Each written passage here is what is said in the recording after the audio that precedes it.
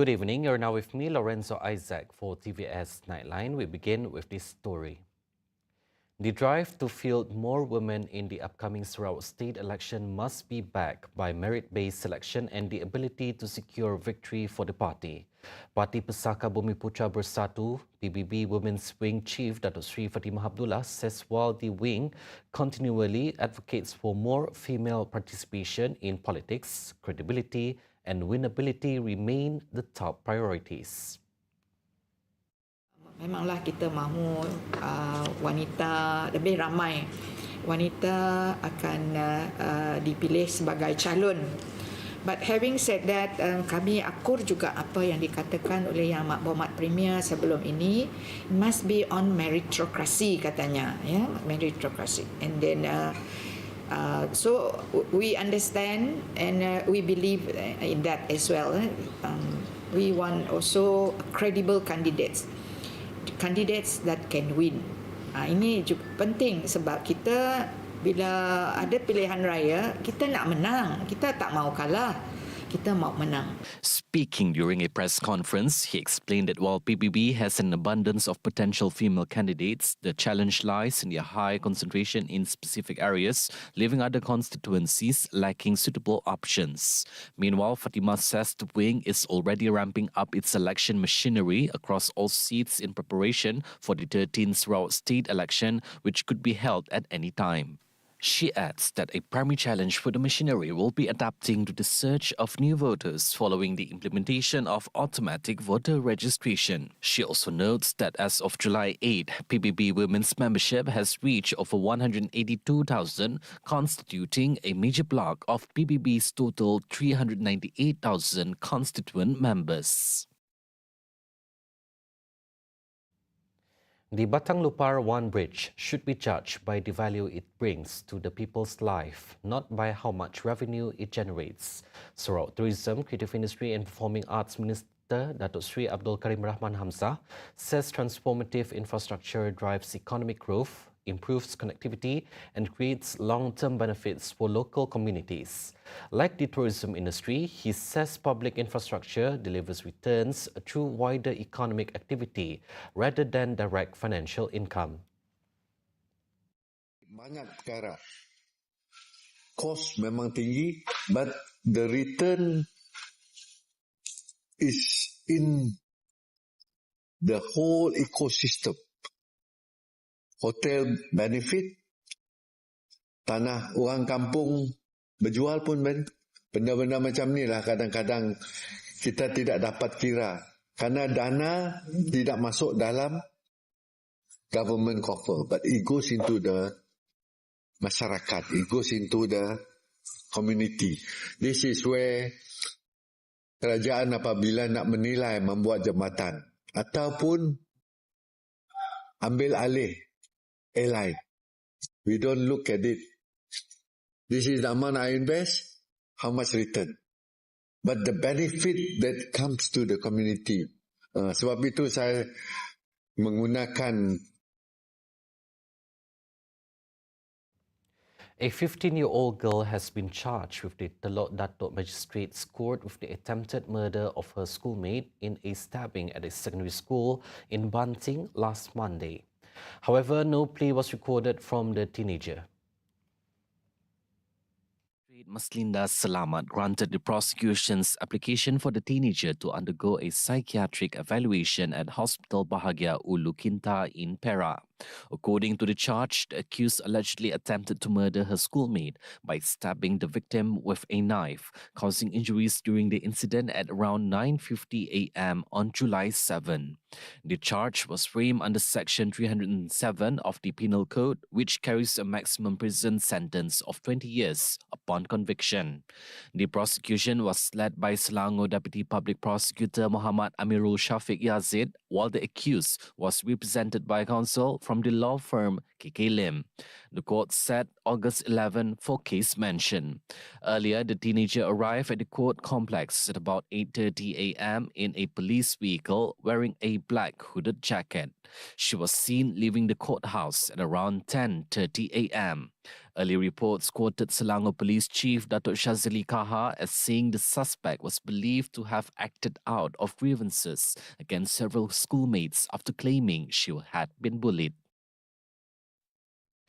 Police have busted a major synthetic drug trafficking syndicate following a series of raids across the Klang Valley and Kuantan, seizing drugs worth an estimated 13.2 million ringgit. Bukit Aman Narcotics Criminal Investigation Department Director Datuk Hussein Omar Khan says the police seized 84 kilograms of MDMA powder, 4.4 kilograms of ecstasy pills, 2.4 kilograms of ketamine and 730 grams of aramine, 5 tablets. Dalam operasi yang dilaksanakan pada 3 Julai 2026, JJN Bukit Aman berjaya menangkap 6 orang lelaki tempatan dan 1 orang perempuan warga negara asing berumur antara 25 dan 35 tahun sekitar Lembah Kelang dan Kuantan Pahang. Nilai keseluruhan dadah yang dirampas ini dianggarkan bernilai 13.2 juta ringgit. Sindiket ini dipercayai aktif sejak bulan Januari tahun ini 2026. Police also seized assets worth over R1 million, including 10 vehicles, 11 gold bars, 35 pieces of jewellery, 3 luxury watches, 2 designer handbags, as well as local and foreign currencies. Preliminary investigations found that the syndicate had been operating since January, using condominium units to store and package drugs before distributing them to entertainment outlets across the Klang Valley and Kuantan. The case is being investigated under Section 39B of the 1952 Dangerous Drugs Act, which carries life imprisonment or the death sentence, along with not less than 12 strokes of the cane upon conviction. The opening of a new route linking the Bukit Kayuk Hitam Immigration, Customs, Quarantine and Security ICQS complex in Kedah with Thailand's Sadao CIQ is expected to drive economic growth along the Malaysia-Thailand border. Prime Minister Datuk Seri Anwar Ibrahim says the project marks another major milestone in bilateral ties between the two neighbouring countries. According to him, the new connectivity should be fully leveraged to accelerate economic growth in northern Peninsula Malaysia and southern Thailand. And today, another historical event. And in this state, particularly in the north of Peninsula Malaysia, we have to grapple with attempts to propel economic growth for the welfare of all people. And I believe a similar position in the south, and through this new venture project, we should be able to use it as a base to propel the economy of both regions.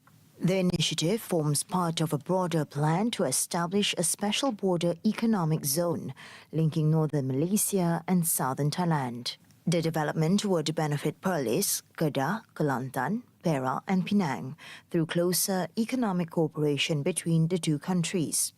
In a related development, Anwar said Malaysia and Thailand have agreed to fast-track the resolution of issues involving customs, immigration, seafood exports and trade to facilitate smoother cross-border business operations.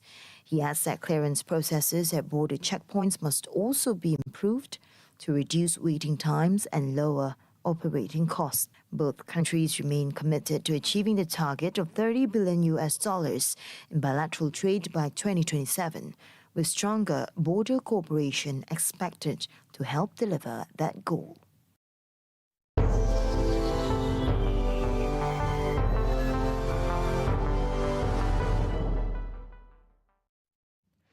Iranian officials said projectiles have struck the perimeter of its nuclear facility during the latest US attacks, adding that several locations across Bushehr province were targeted. The development comes after explosions were reported overnight in the same region, including near a power plant. Earlier, Tehran issued a warning to the US, saying any further military action would be met with retaliation. RT correspondent Saman Kajuri has the story. America still hasn't learned that bullying and breaking promises are no longer cost-free. Let me put it plainly. If you strike, you'll get hit. Don't flail around pointlessly or you'll sink even deeper. The Strait of Hormuz will only open with Iranian arrangements, not American threats. In the latest round of U.S. strikes against different targets in Iran, the U.S. military has launched attacks against mainly southern provincial cities like in Chabahar, Bushehr, and other cities as well, plus two breaches in the eastern provinces of the country, leading to the city of Mashhad in the northeast of the country. Well, Iran state TV as well as the media are reporting that the U.S. Military has launched actually 7 missiles at Tekikhan Bridge near the city of Aghala, causing 2 explosions along the railway.